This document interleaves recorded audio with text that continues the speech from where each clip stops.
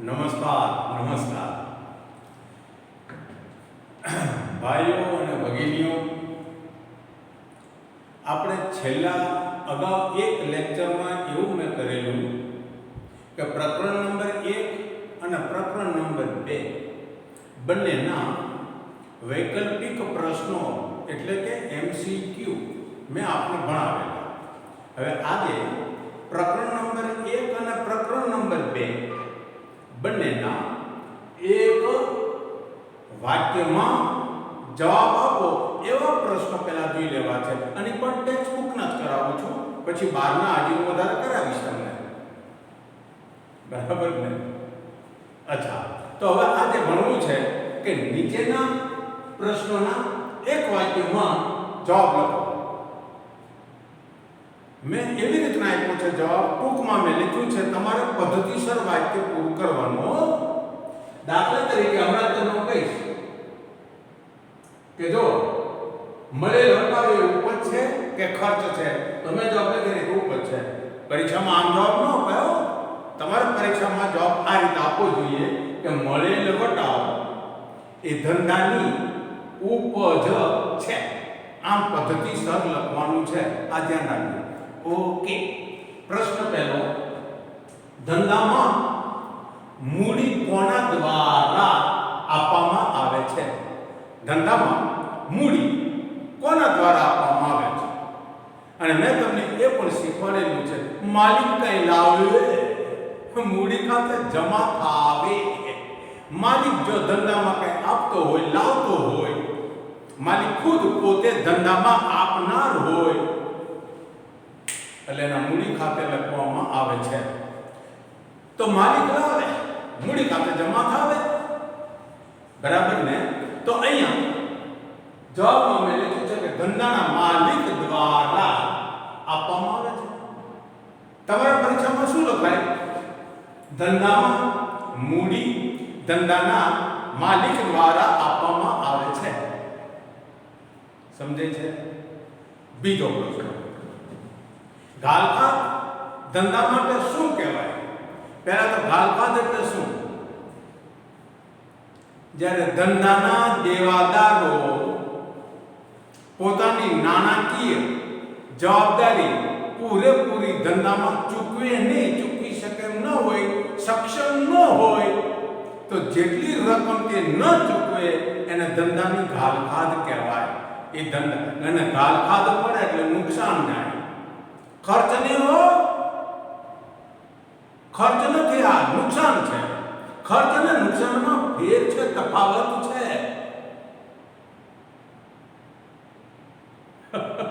પગાર ચૂકવો, શું કામ ચૂકવો?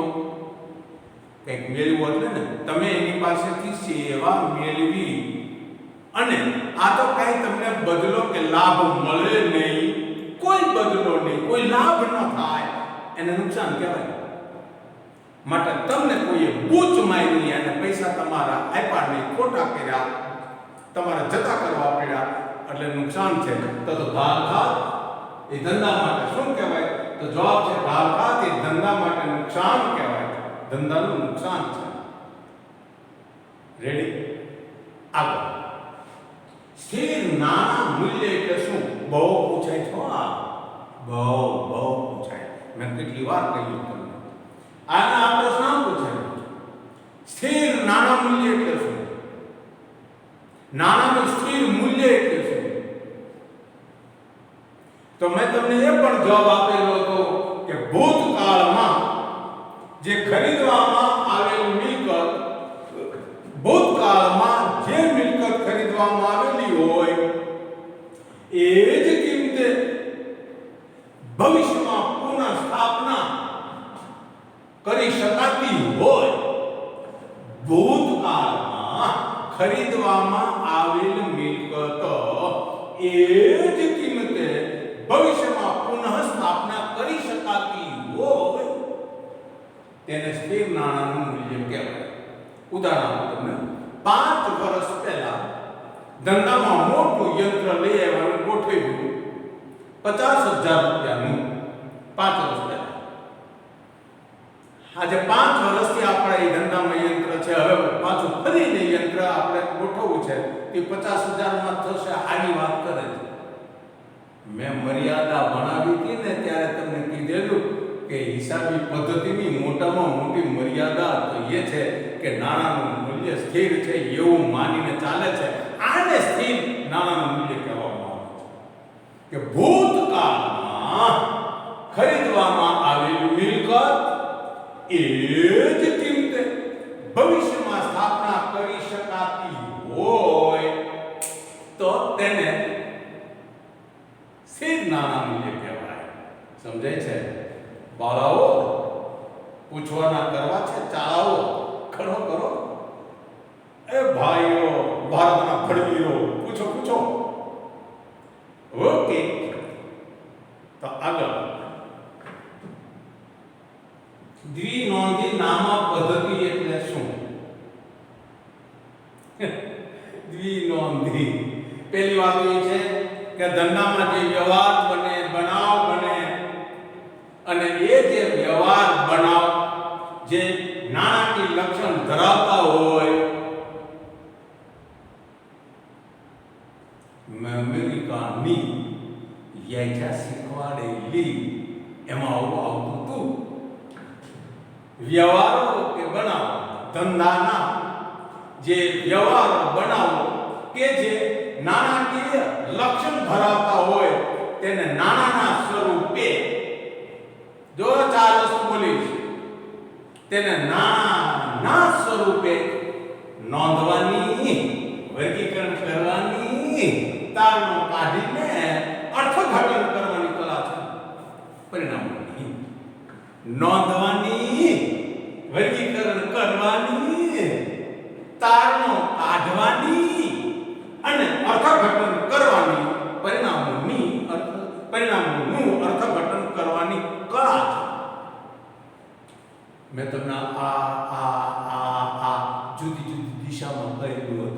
નોંધવાની, વર્ગીકરણ કરવાની અને પછી ભૂલે ગયો. નોંધવાની, નોંધ્યું? હા. વર્ગીકરણ કરવાની, કર્યું?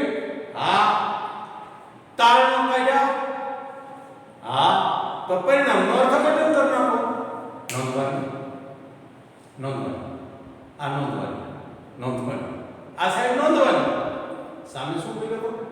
વર્ગીકરણ કરવાની, નોંધવાની, વર્ગીકરણ કરવાની, તારણો કાઢવાની, અર્થઘટન કરવાની. અર્થઘટન કરવાની, તારણો કાઢવાની, વર્ગીકરણ કરવાની, નોંધવાની, નોંધવાની, તારણો કાઢવાની. હે ને? સામે ભૂલી ગઈ. વર્ગીકરણ કરવાની, નહીં અહીંયા અર્થઘટન કરવાની, અર્થઘટન કરવાની. તો ફરી વાર અહીંયા નોંધવાની, વર્ગીકરણ કરવાની, તારણો કાઢવાની અને પરિણામોનું અર્થઘટન કરવાની કળા છે. રેડી? ધંધાના વ્યવહારો બનાવો જે નાણાકીય લક્ષણ ધરાવતા હોય તેને નાણાના સ્વરૂપે, આટલું લખાવું છે આગળ, નોંધવાની, વર્ગીકરણ કરવાની, તારણો કાઢવાની અને પરિણામોનું અર્થઘટન કરવાની કળા છે. પૂછી લો. રેડી? તો આગળ મળેલ વટાવ એ ઉપજ છે કે ખર્ચ? મળેલ શબ્દ બોલે આપણને મળતું હોય તો ખર્ચ ન હોય. બરાબર? ના તો સામાન્ય બુદ્ધિની વાત છે ભાઈ. તો મળવાની વાત કરે પછી ખર્ચ બોલે. મને પગાર મળ્યો, બહુ ખર્ચ થઈ ગયો. એટલે પગાર મળ્યો, ખર્ચ થયો, આવું ન બોલાય. તો અહીંયા પૂછે મળેલ વટાવ ખર્ચ છે કે ઉપજ? તો મળેલ વટાવ એ ધંધાની ઉપજ છે. રેડી? ઓકે. બેવડી અસર એટલે શું? બહુ પૂછાય છે. બેવડી અસર એટલે જે ધંધામાં વ્યવહાર નોંધે છે ને એની એક અસર ઉધાર અસર અને બીજી અસર જમા અસર. પહેલી અસર ઉધાર, પહેલી ઉધાર અસર અને બીજી જો એ ભૂલાઈ ગઈ જો, અને બીજી જમા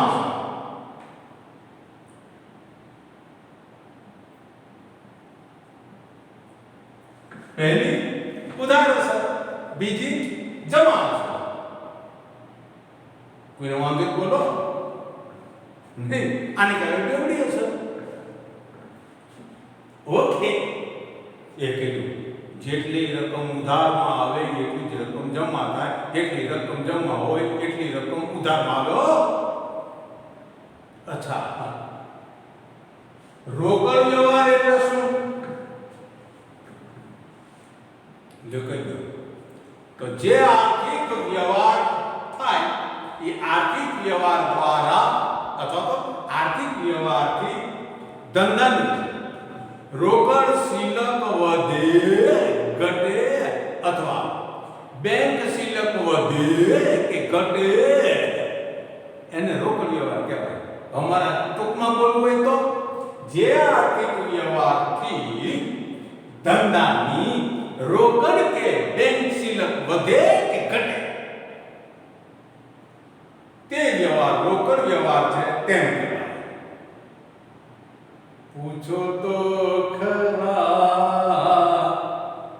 રોકડ વ્યવહાર શું છે? ભલા પૂછો તો ખરા, પૂછો. રોકડ વ્યવહાર હવે જોજો, હું વ્યવહાર એક પછી એક વ્યવહાર લેતો જઈશ, પાછા ઉદાહરણ પૂછીશ. ઓકે, ફરીને કહું છું, જે આર્થિક વ્યવહારથી ધંધાની રોકડ કે બેંક શિલક વધે ઘટે તો તે વ્યવહાર રોકડ વ્યવહાર છે. અચ્છા, તો ઉધાર વ્યવહાર સમજાવો લ્યો.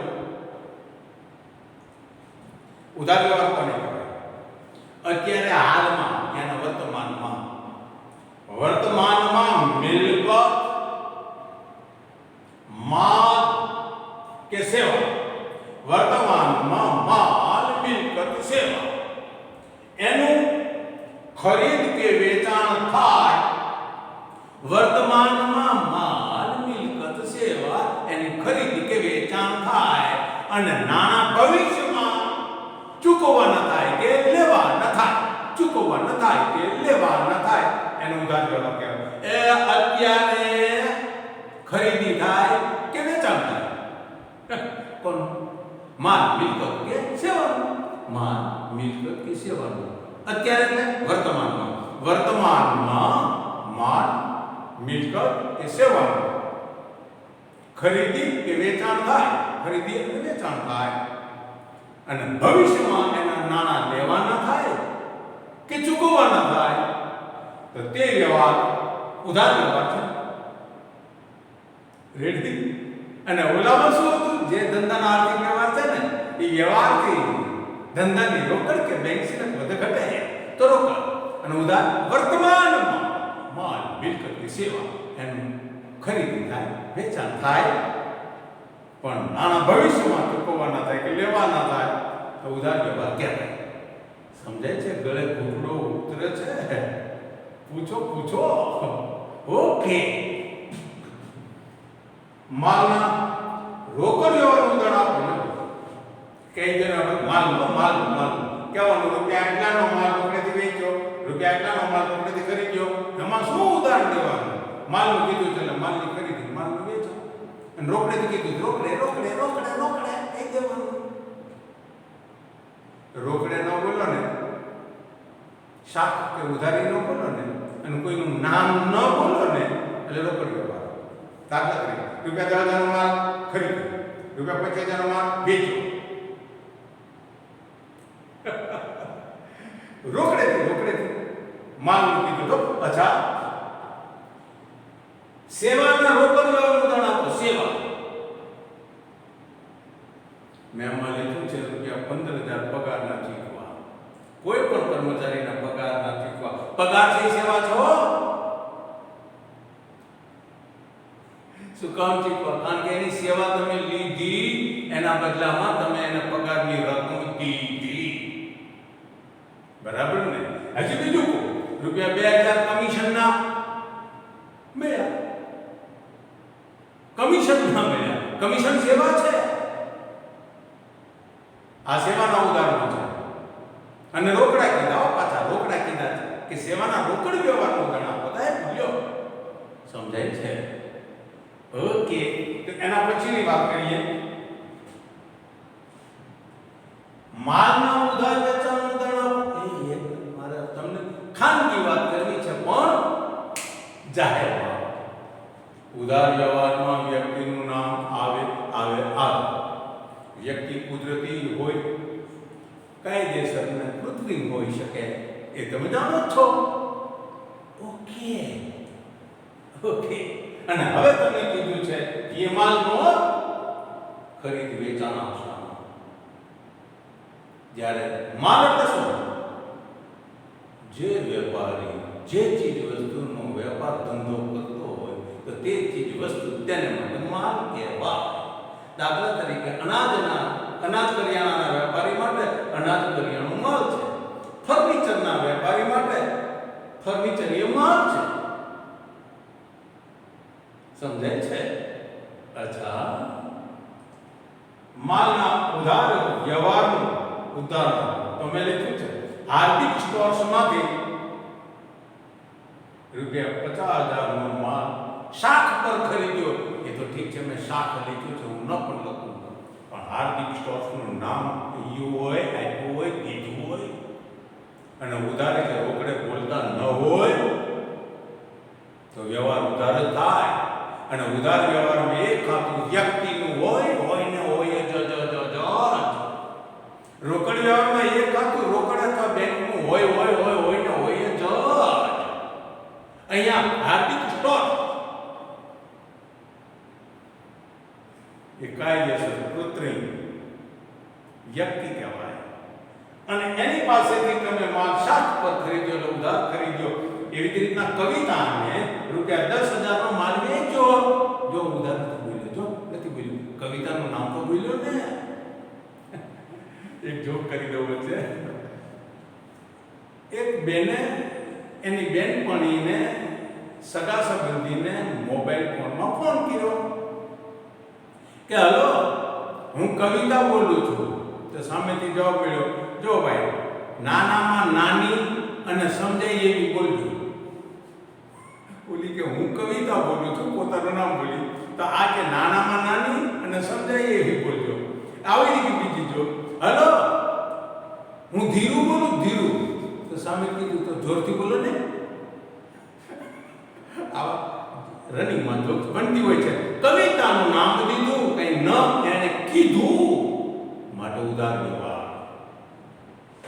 એના પછી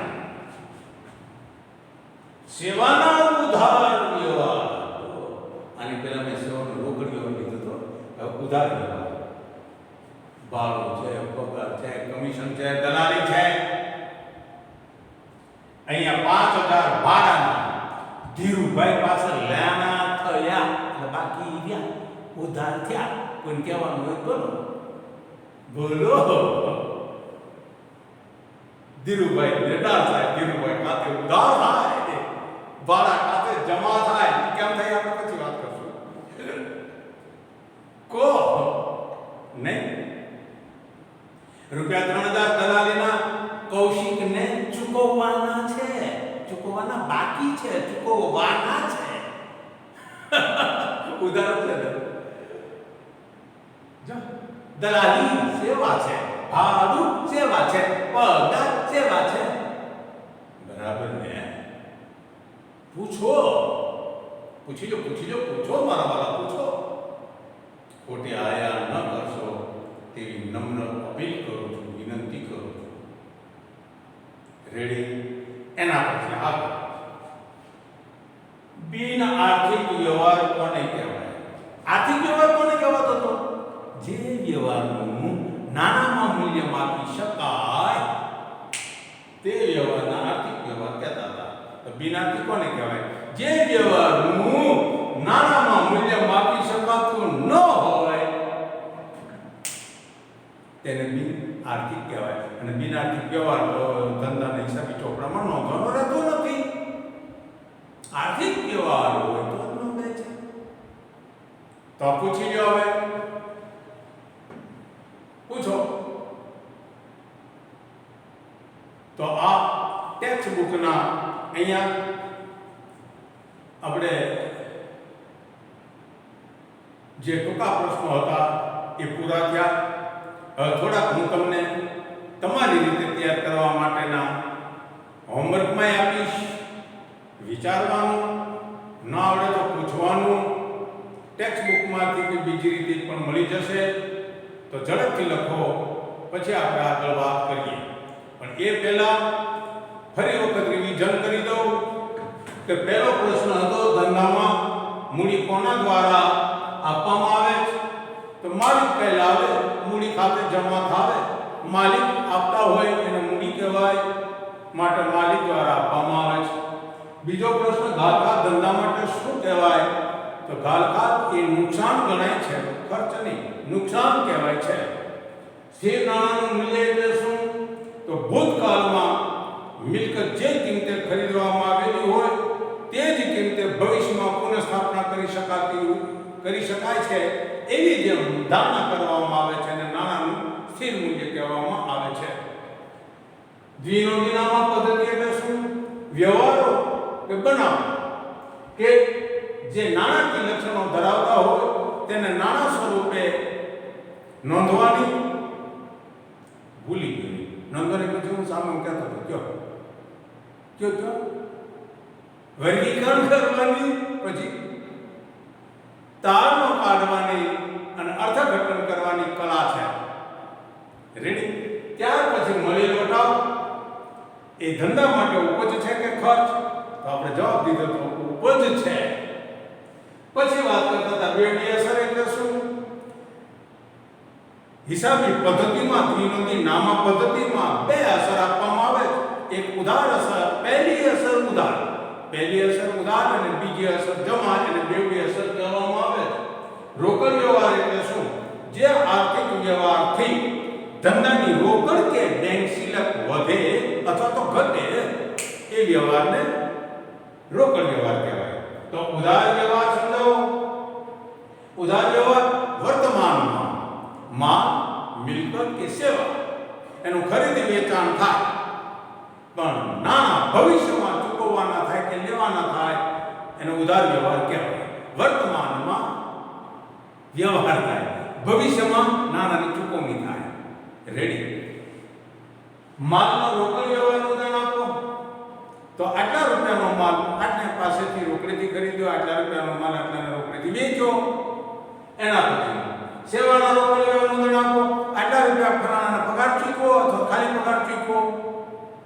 દલાલીના કમિશનના મળ્યા. રેડી?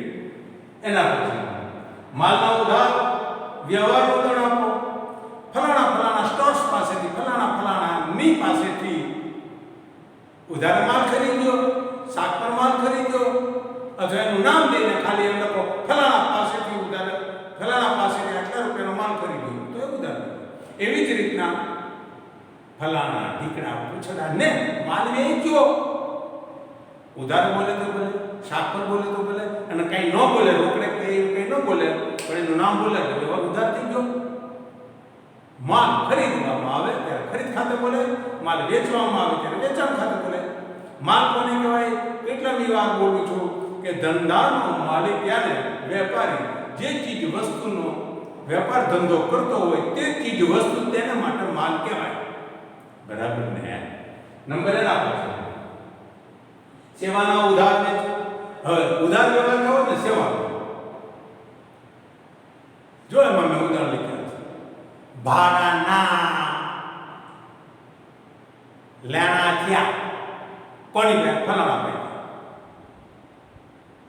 ફલાણાને દલાલીના ચૂકવવાના બાકી છે. સમજાય છે? એના પછી બિન આર્થિક વ્યવહાર કોને કહેવાય? તો બિન આર્થિક વ્યવહાર નાણાંનું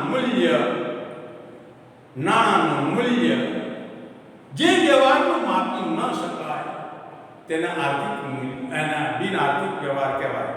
જે વ્યવહારનું નાણાંમાં મૂલ્ય માપી શકાતું ન હોય એને બિન આર્થિક કહેવાય. દાખલા તરીકે મિસ્ટર શ્રીમંતલાલને ₹5,000 પગારેથી આપણે ત્યાં નોકરીએ રાખ્યા. પગાર દીધો નથી, એણે હજી કંઈ કામ નથી કીધું હો, એ લીધું નથી, દીધું નથી, કંઈ થયું નથી, કંઈ છે એની માટે આર્થિક વ્યવહાર નથી. ધંધાના વિકાસ માટે આયોજન કર્યું, કંઈ કરી તો નથી, નહીં જોયું, ખાલી તમને વિચાર કરો આપણે આમ કરશું, તેમ કરશું, ટીકો કરશું, પૂછો કરશું, બરાબર ને? અચ્છા, તો પૂછો બંધુઓ, પૂછો બહેનો, ભાઈઓ, ભગીનીઓ, મિસ્ટરો, સિસ્ટરો, પૂછો, બધું લખવાનું છે, બુક તૈયાર કરવાની છે, બતાવવાની છે. હજી હોમવર્ક આપવામાં આવશે, ત્યારે જવાબ આપવા પડશે. ન સમજાય ત્યાં પૂછતા રહેજો, નોટબુક તૈયાર કરતા રહેજો, લેક્ચરો સાંભળજો. રેડી? હજી કોઈને કંઈ પ્રશ્ન હોય તો પૂછો. આ ટૂંકા પ્રશ્નો થયા બંને ચેપ્ટરના. બહારના પ્રશ્નો હજી અલબત્ત વધારાના પ્રશ્નો આવતા પીરિયડમાં લખાવીશ. તમારે એના જવાબ આપવા પડશે. હજી મારે MCQ તમને વધારાના શીખવાડવા છો. પ્રેક્ટિસ તો જરૂરી છે, પ્રેક્ટિસનો તો વિષય છે. જેમ વધારે પ્રેક્ટિસ કરો એમ તમારી માસ્ટરી આવે, એમ તમને સમજાય. પ્રેક્ટિસના વિષયો તમારે કોમર્સમાં એકાઉન્ટ અને આંકડાશાસ્ત્ર આ બે પ્રેક્ટિસના વિષયો છે મારા વાળા. બીજું, તમને જેવા વિચાર આવે કામ કેમ થતું શા માટે, તો તરત જ તમે પૂછવાની ટેવ રાખો. તમે પૂછો બસ. કોઈ વળકું ભરે કે મોઢું બગાડે તો કહેજો, તો ફરિયાદ કરજો, મને એનો કંઈ વાંધો નહીં. અને મારી કંઈ ફરિયાદ હોય તો અહીંયા સાહેબને કહેજો. રેડી? તો ઝડપથી લખો. પછી આના પછી વધારાના ટૂંકા પ્રશ્નો next time. Okay, thank you.